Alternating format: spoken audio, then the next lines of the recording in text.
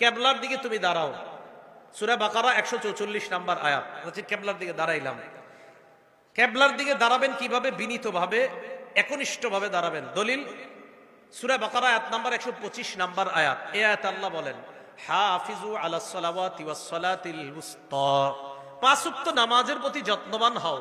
ওয়া কুমু লিল্লাহি কানিতিন, আল্লাহর সামনে বিনীতভাবে দাঁড়াও। তাহলে কেবলার সামনে দাঁড়াইলাম, বিনীতভাবে দাঁড়াইলাম। এখন কথা হলো দাঁড়াবো কেন, দাঁড়িয়ে কেন নামাজ পড়বো? সহিহ বুখারী হাদিস নাম্বার 1117। কত হয়? 11,000 বলে কে জানি কইছে 1117 317 কত হয়? 1117। এই হাদিসটা কেন সেই হাদিস জানেন? একটা কাজ আছে। আবার বলেন, সহিহ বুখারীর কয় নাম্বার হাদিস? 1117।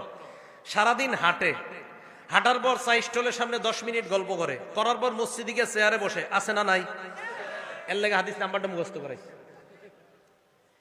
এই হাদিসের মধ্যে আসছে নবীর সাহাবা ইমরান ইবনে হুসাইন, উনি বলেন, কানাত বি বাওয়াসির, আমার অর্শরোগ ছিল। অর্শরোগ চিনেন তো? আমি আল্লাহ নবীর কাছে জানতে চাইলাম, ইয়া রাসূলুল্লাহ, আমার অর্শরোগ, নামাজ আমি কিভাবে পড়বো আমাকে আপনি জানায় দেন। আল্লাহ নবী বললেন, সল্লি কাইমান, তুমি দাঁড়িয়ে নামাজ পড়বা। ফাইন লাম তাস্তাতি ফাকাইদান, যদি দাঁড়িয়ে নামাজ পড়তে না পারো তাহলে বসে পড়বা। আবার যদি দাঁড়িয়ে, আপনারা না, হুজুররা না, অন্যরা, যদি দাঁড়িয়ে, আবার যদি দাঁড়িয়ে না পারো, বলেন যদি দাঁড়িয়ে তাহলে বসে। তাহলে আবার বসে কখন? আবার বসে কখন? এই যে সারাদিন গল্প করতেছে দাঁড়ায়, সাল্লি কাইমান, দাঁড়িয়ে নামাজ পড়ো। ফাইন লাম তাস্তাতি ফাকাইদান, দাঁড়িয়ে না পারলে বসে। ফাইন লাম তাস্তাতি কাইদান, যদি বসে না পারো ফাআলা জামবিন, শুয়ে শুয়ে। তাহলে বলেন তো, এক নাম্বার যদি দাঁড়ানোর সক্ষম হয় তাহলে কিভাবে নামাজ পড়তে হবে? তাহলে দাঁড়াইলাম, কেবলার সামনে দাঁড়াইলাম, এবার আমি নামাজ শুরু করব। আসল আলোচনায় ঢুকতেছি। আমি আরিফ বিন হাবিব কিভাবে নামাজ পড়ি এটাই কই আমি। এবার আমি নামাজে দাঁড়াবো। দাঁড়ানোর পর আল্লাহু আকবার বলবো আমি, এটা বলে তাকবীর বলবো আমি। এখন কথা হলো, আল্লাহু আকবার যে বলবো এটার দলিল আছে কোথায়? হ্যাঁ, এই যে আমি আল্লাহু আকবার বলবো, সূরা মুদ্দাসসিরের মধ্যে আছে। আল্লাহ পাক রব্বুল আলামিন বলেন, ইয়া আইয়ুহাল মুদ্দাসসির কুম ফাআনজির ওয়া রাব্বাকা ফাকাব্বির। সূরা মুদ্দাসসিরের 3 নম্বর আয়াতে আল্লাহ বলেন, ওয়া রাব্বাকা ফাকাব্বির, তাকবীর বলো, আল্লাহু আকবার বলো। তাহলে আল্লাহু আকবার বলা পাইলাম। এখন আল্লাহু আকবার বলে যে শুরু করতে হবে, এটার দলিল কোথায় আছে? তিরমিজি শরীফের 3 নম্বর হাদিস, তাহরিমুহা আত-তাকবীর। তুমি নামাজের বাহিরে যে বৈধ কাজগুলা আছে, এই বৈধ কাজগুলা আল্লাহু আকবারের মাধ্যমে হারাম করবা। নামাজের বাহিরের বৈধ কাজগুলা আল্লাহু আকবার বলে ওই বৈধগুলাই নামাজে হারাম করতে হবে। নামাজে খাওয়া কি বৈধ না অবৈধ?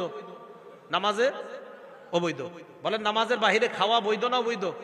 নামাজে অবৈধ। তাহলে নামাজের বাহিরের অবৈধ কাজগুলা আল্লাহু আকবার এই তাকবীরের মাধ্যমে এগুলা হারাম করা, এটা হলো তাকবীরে তাহরিমা। আচ্ছা, আল্লাহু আকবার বলে আমি নামাজ শুরু করব। এখন আমি আল্লাহু আকবার বলবো, আমি যে আল্লাহু আকবার বলবো এটার দলিল আছে কোথায়? সহিহ বুখারী 789 নম্বর হাদিস। এটা কেন বলতেছি? ঝগড়া মুক্ত সমাজ দেখতে চাই। আপনাদেরকে নতুন দাওয়াত যদি দিতে আসে, বলবেন ভাই আমি যেটা করতেছি এটা সঠিক, যদি এটা সঠিক না হয় তো আপনারটা শুনবো, আর যদি সঠিক হয়ে থাকে তো আপনার দাওয়াত আমি কেন নিব? আরেকজনের দাওয়াত দেন। আল্লাহু আকবার বলবো, তা আল্লাহু আকবারের দলিল সহিহ বুখারী 789 নম্বর হাদিস। এই হাদিসের মধ্যে আসছে, রাসূল আকরাম সাল্লাল্লাহু আলাইহি সাল্লাম কানা ইযা কামা ইলাস সালাহ, যখন নামাজে দাঁড়াইতেন, ইউকাব্বিরু হিনা ইয়াকুম, যখন দাঁড়াইতেন আল্লাহ নবী আল্লাহু আকবার বলতেন। সুম্মা ইউকাব্বিরু হিনা ইয়ারকা, রুকুতে যাওয়ার সময় আল্লাহু আকবার বলতেন। সুম্মা ইউকাব্বিরু হিনা ইয়ারফাউ সুলবাহু মিনার রাকআ, রুকু থেকে উঠার সময় আল্লাহ নবী আল্লাহু আকবার বলতেন। সুম্মা ইয়াকুলু ওয়া হুয়া কাইমুন সামিআল্লাহু লিমান হামিদা, দাঁড়িয়ে বলতেন সামিআল্লাহু লিমান হামিদা। সুম্মা ইউকাব্বিরু হিনা ইয়াহবি, সিজদায় যাওয়ার সময় বলতেন আল্লাহু আকবার। সুম্মা ইউকাব্বিরু হিনা ইয়াসজুদ, দ্বিতীয় সিজদার সময় বলতেন আল্লাহু আকবার। সুম্মা ইউকাব্বিরু হিনা ইয়াকুমু মিনাস সিনতাইন, 2 রাকাত নামাজ পড়ার পর বৈশা যদি তৃতীয় রাকাত হয় অথবা 4 রাকাতওয়ালা নামাজ হয়, ওঠার সময় আবার আল্লাহু আকবার বলতেন। তাহলে আল্লাহু আকবার বলা, আল্লাহু আকবার বলার দলিল পাইলাম সহিহ বুখারীর 789 নম্বর হাদিস। আল্লাহু আকবার দলিল পাইছে কিনা? কোন জায়গায় যদি আমি দলিল না দিই খপ করে আমারে ধরবেন আজকে। এইগুলো আল্লাহ আকবার বলার দলিল। এবার হইলো হাত কট্টু গুটামো, এই তো আচ্ছা মন দিয়ে শোনেন। মুসলিম শরীফের 390 নাম্বার হাদিস, মাদ্রাসা পাঠ্যপুস্তক অনুযায়ী, হ্যাঁ কথা শোনেন, মাদ্রাসা পাঠ্যপুস্তক অনুযায়ী 3033টা হাদিস হবে। এই অনুযায়ী মুসলিম শরীফের 390 নাম্বার হাদিস। এই হাদিসে আসছে রাসূল আকরাম সাল্লাল্লাহু আলাইহি সাল্লাম যখন নামাজ শুরু করতেন, কাব্বারা আল্লাহু আকবার বলতেন, ওয়া রাফা ইয়াদাইহি, হাত উঠাইতেন। হাত যখন উঠাইতেন, হাত্তা তাকুনা, হাতগুলা আল্লাহ নবীর এই পরিবার উঠতো, হাত্তা তাকুনা হাজওয়া মানকিবাই, কাঁধ বরাবর উঠাইতেন। বলেন কি বরাবর? হ্যাঁ, খুব মন দিয়ে শুনেন। তাহলে মুসলিম শরীফের 390 নাম্বার হাদিসে পাইলাম কি বরাবর? কাঁধ। বলেন সবাই কি বরাবর? আমি চিন্তা করলাম আচ্ছা কাঁধ বরাবর পাইলাম, কারণ আপনারা টেনশনে পড়ে আছেন, হুজুর আমরা তো কাঁধ বরাবর উঠাই, ঠিক না? আলোচনা পুরো শুনবেন। কাঁধ বরাবর পাইলাম, পাওয়ার পর এবার আমি আরিফ বিন হাবিব চিন্তা বইরা গেলাম, তো কাঁধ বরাবর পাইলাম, দেখি আর কিছু আছে কিনা। এবার মুসলিম শরীফের 391 নাম্বার হাদিস, মানে পরের হাদিসটা, এই হাদিসের বর্ণনাকারী মালিক ইবনুল হুয়াইরিস। এই মালিক ইবনুল হুয়াইরিস বলেন, আন্নাহু রাআ রাসূলুল্লাহি সাল্লাল্লাহু আলাইহি ওয়াসাল্লাম, মালিক ইবনুল হুয়াইরিস আল্লাহ নবীকে দেখলেন, কাব্বারা, উনি তাকবীর বলে নামাজ শুরু করলেন, রফা ইয়াদাইহি, নামাজে শুরু করার সময় হাত উঠাইলেন। হাত এমন ভাবে আল্লাহ নবী উঠাইলেন, হাত্তা ইউহাজি বিহিমা উযুনাই, দুই হাত কান বরাবর উঠাইলেন।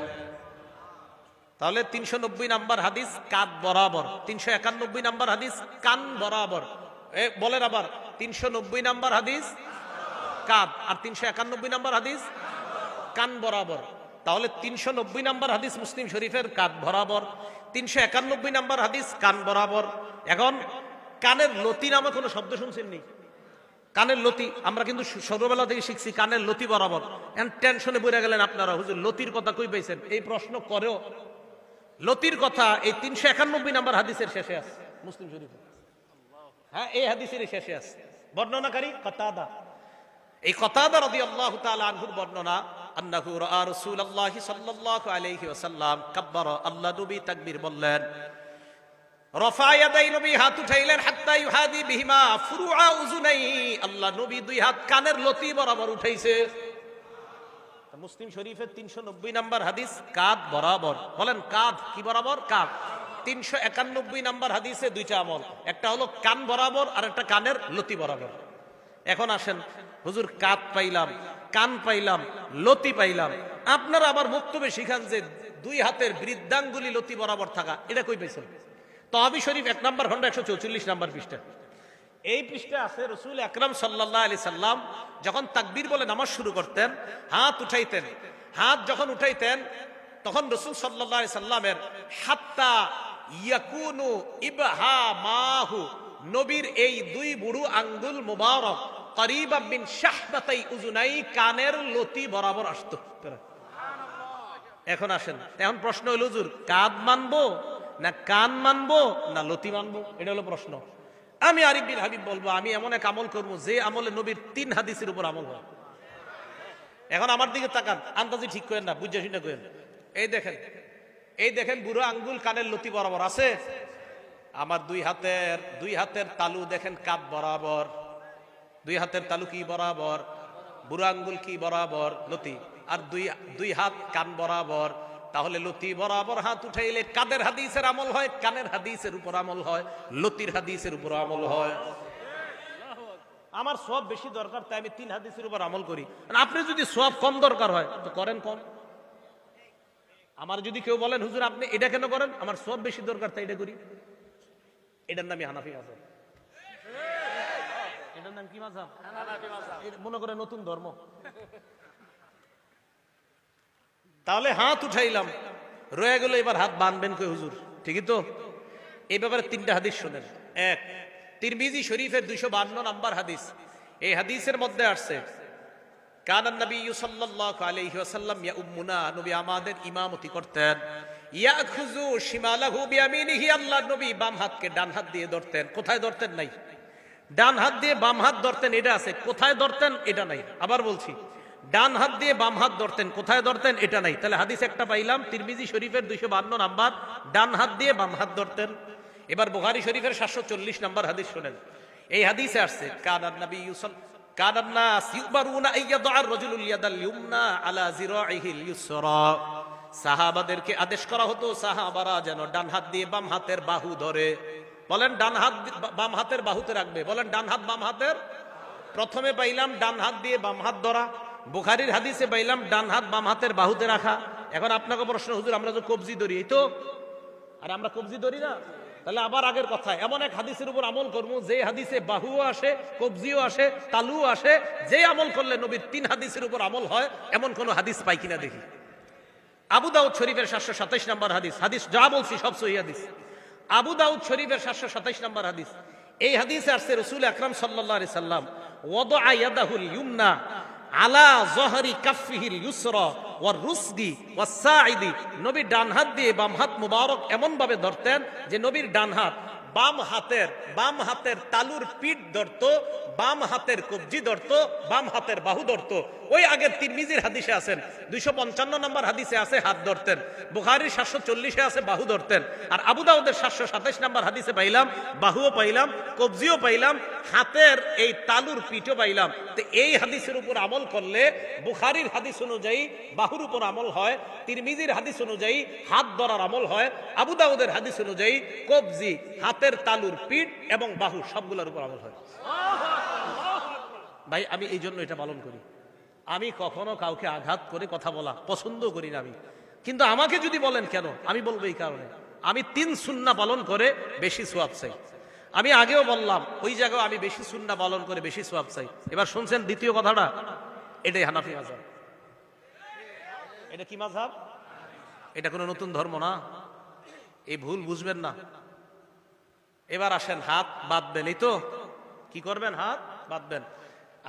এই কথাগুলোর বিরুদ্ধেও যদি কারো কেউ থাকেন মন দিয়ে শোনেন, শিক্ষিত কোনো যুবক ভাইরা যদি শোনেন, শোনার পরে আমার বিরুদ্ধে কিছু লেখার আগেও আপনি অন্তত মাথাটা লাগায় চিন্তা করবেন যে আসলে রসুলের সুন্নাহ কোনটা। আর আমি তো কাউকে আঘাত করে কাউকে ইঙ্গিত করে কিছু বলছি না, আমি শুধু বলছি আমার সালাত শুদ্ধ কিনা, আমার সালাত কি কিনা, আমার নামাজ। আমি পড়াশোনা কইরা মনে করছেন যে আন্দাজে আমল করবো, নামাজ শুদ্ধ হবে না, পাগল নাকি আমি? হ্যাঁ, তা আমি পড়ছি কি করতে? একজন ডাক্তার হয়েছে, ডাক্তার হওয়ার পর ওনারা আপনি বললেন তুমি পাগল, বেচারা কষ্ট পাবে না? তা আমি এই 16 বছর 20 বছর পড়াশোনা করলাম ভুল আমল করার জন্য না সঠিকটা জানার জন্য? তাই ভাই আমি আমারটা বলছি। এখন আসেন হাত রাখা। সহিহ ইবনে হিব্বান আরো অনেকগুলা কিতাব আছে, বলে এই জায়গা খালি মুসান্নাফ ইবনে আবি শাইবা মনে রাখবেন। মুসান্নাফ ইবনে আবি শাইবা 3959 3959 নম্বর হাদিস। আলকামা ইবনে ওয়াইল ইবনে হুজুর থেকে বর্ণনা, তিনি বলেন রাআইতুন নাবিয়্য সাল্লাল্লাহু আলাইহি ওয়াসাল্লাম ওয়াদা ইয়াদাহুল ইয়ুমনা আলাল ইউসরা, আমি আল্লাহর নবীকে দেখলাম আল্লাহর নবী ডান হাত দিয়ে বাম হাত ধরছেন, ফিস সালাতি তাহতা সুররা, নামাজের মধ্যে নাভির নিচে হাতটা রাখছে। আমি আল্লাহর নবীকে দেখলাম, আলকামা ইবনে ওয়াইল ইবনে হুজুর বলেন আমি আল্লাহর নবীকে দেখলাম ডান হাত বাম হাতের উপর রাখছে নাভির নিচে। আর যে আগের আমলটা বললাম যদি এই জায়গায় ধরেন অটোমেটিক আপনার হাত নাভির নিচে চলে যাবে। আল্লাহর নবীকে দেখলাম আমি নাভির নিচে রাখছে। এটা হলো মুসান্নাফ ইবনে আবি শাইবার 3959 নম্বর হাদিসের বর্ণনা, সনদ সহিহ। 3960 নম্বর হাদিস যে বর্ণনা, ওইটারও সনদ সহিহ। ওই বর্ণনার মধ্যে এক তাবির বর্ণনা আছে সনদ সহিহ। উনিও বলছেন যে রাসূল আকরাম সাল্লাল্লাহু আলাইহি সাল্লামের নামাজের পদ্ধতি এটাই যে ডান হাতকে বাম হাতের উপরে রাখা। শুধু তাই না, ইমাম বুখারী রহমতুল্লাহি আলাইহি উস্তাদ ইসহাক ইবনে রাহওয়াই রহমতুল্লাহি আলাইহি বলেন নাভির নিচে হাত রাখা এটা আল্লাহর নিকটে হওয়ার বেশি উপায়। সুবহানাল্লাহ। কার উস্তাদ? কইতে শরম করে, কার উস্তাদ? জি, মানে এটা চিন্তা করে পড়ে গেছেন আপনি, ইন্না হুজুর ইমাম বুখারীর উস্তাদ নাভির নিচের কথা কইছে, টেনশনে পড়ে গেছেন। ইমাম বুখারী রহমতুল্লাহ আলাইহির উস্তাদ ইসহাক ইবনে রাহওয়াই উনি বলেন নাভি তাহতা সুররা, নাভির নিচে হাত রাখাটা আকরাবু ইলাল্লাহ, এটা আল্লাহর কাছে অধিক পৌঁছার এবং আল্লাহর আনুগত্য বেশি প্রকাশ পায় নাভির নিচে হাত রাখলে।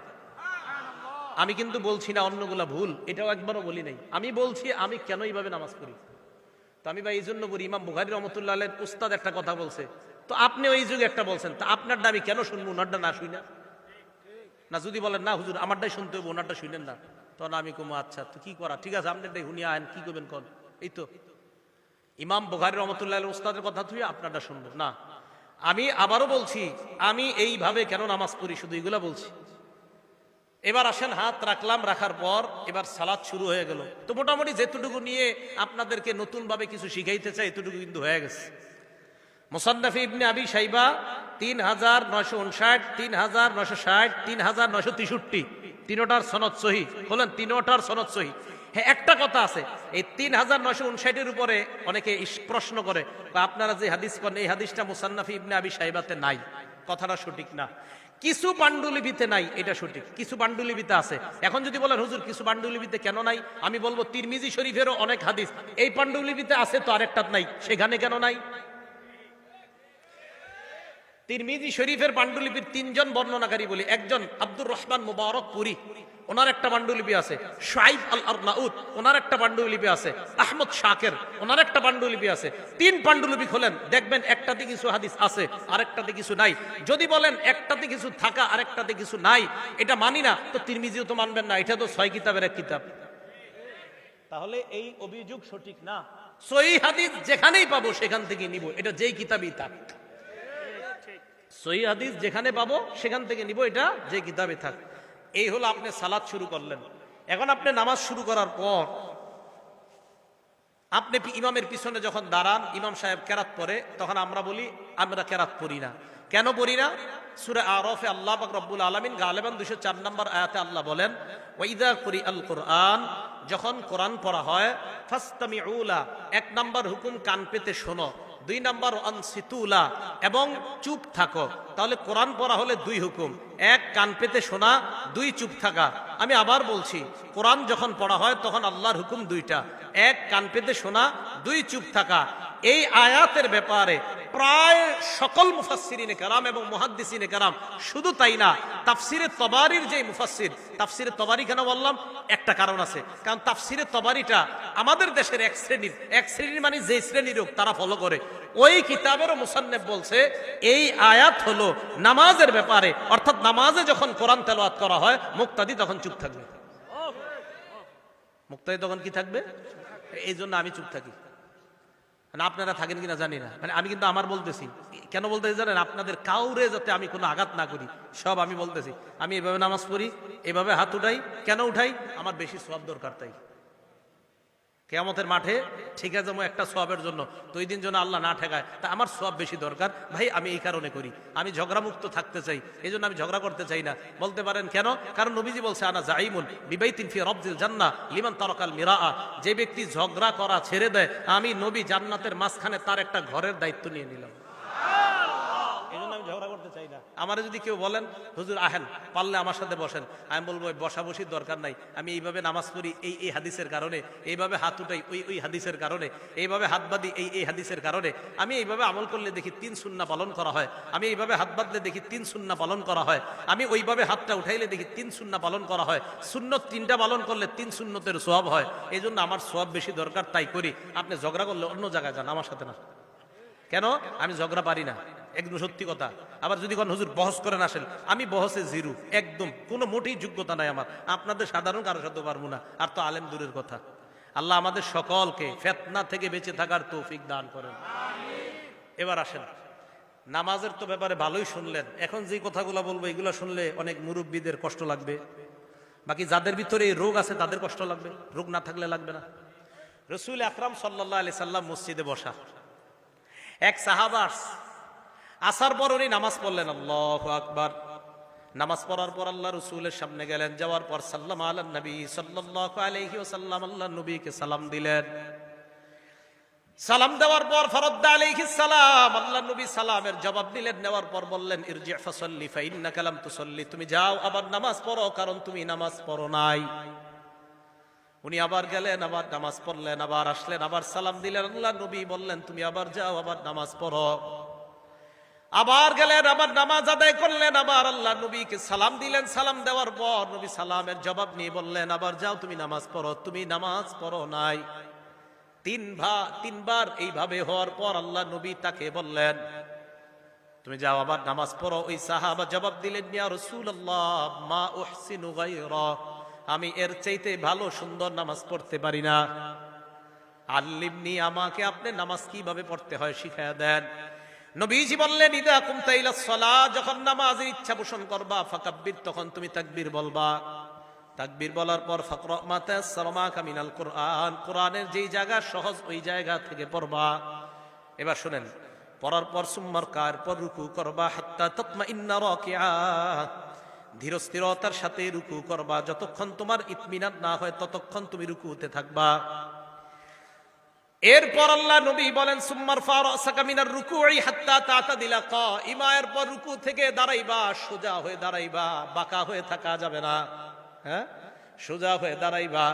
আমাদের অনেকেই এইভাবে বাঁকা হয়ে থাকে, আর বুঝায় ও ইমাম সাহেব তাড়াতাড়ি সিজদায় যান। বাঁকা হয়ে থাকে, উঠা ভাই হুজুর আমার কাজ আছে তো, তাড়াতাড়ি সিজদায় যান।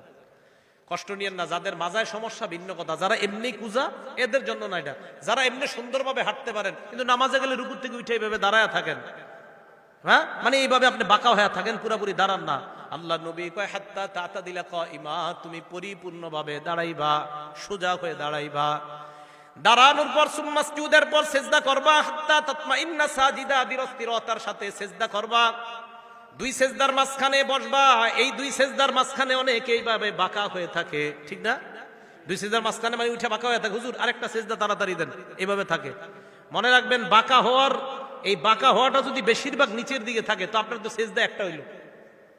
আরে বাঁকা হওয়া যদি বেশি নিচের দিকে থাকে তো আপনি সেজদা দুইটার দেওয়ার কথা না, তো আপনার তো কোনো ওজোর নাই, আপনি ইচ্ছা করে এইভাবে রয়েছেন, মানে আপনি এক সেজদা থেকে এখনো উঠেন নাই, দুই সেজদার মাঝখানে আপনি বসেন নাই। আল্লাহ নবী বললেন এইভাবে দুই সেজদার মাঝখানে বসবা। ইফআল যালিকা ফি সলাতিকা কুল্লিহা, আমি যেইভাবে তোমাকে নামাজ শিখাইলাম এইভাবে তুমি নামাজ পরিপূর্ণ করবা।